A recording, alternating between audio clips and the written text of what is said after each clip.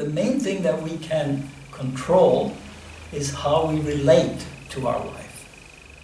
That we have 100% control over. That's been proven again and again and again. You know, people who have had extremely difficult lives, physically, mentally, emotionally, they have managed to still have an uplifting experience. It's a little bit miraculous. It's what's called, in these traditions, it's called grace. It's somehow, you know, the possibility of transforming all the things that we think of as our problems into an uplifting energy experience is there. And it's built into our life, but most people don't really grab a hold of that and use it.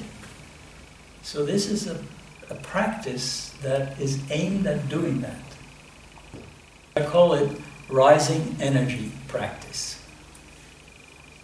And that means, as I already mentioned, you know, that the energy that we discover by melting the tensions and working inside, that energy rises. You can physically feel it as you have some problem or something that you're really fighting with or worried about.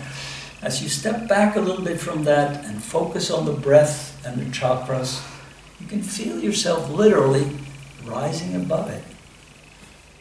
You know, you are up here, and what seemed like a huge boulder that stopped you from moving ahead becomes little stones that you can walk on. You know, it really, it's definitely possible, and it does happen.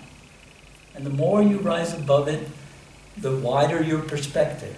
You see the whole world. You see the whole universe eventually. And it's all the same. It's all energy. It comes from energy. It comes from that unlimited potential, which in this tradition is called for Shiva. Shiva is that unlimited potential. Shakti is the energy that vibrates in and out of that potential. And it gives rise to all of us. It gives rise to everything in the universe.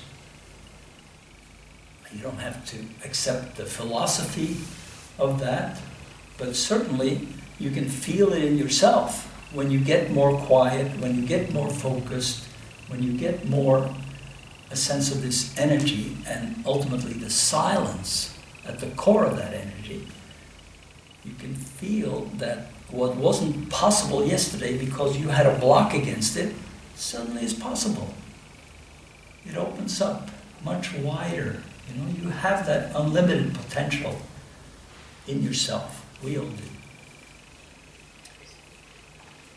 So this is really what this practice is. You know, it's why do we do it? Well, we do it for the sake of rising above ourselves. And that doesn't mean that we reject ourselves or say, oh, you're bad, but you know, we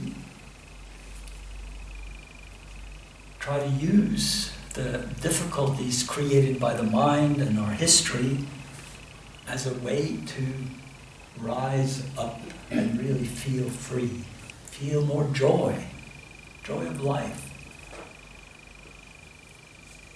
And life doesn't get easier as we get older, I can testify. But it can get more joyful and more open, and you have more love, you have more flow with yourself and people around you. And what is more important than that? I haven't found anything more important. So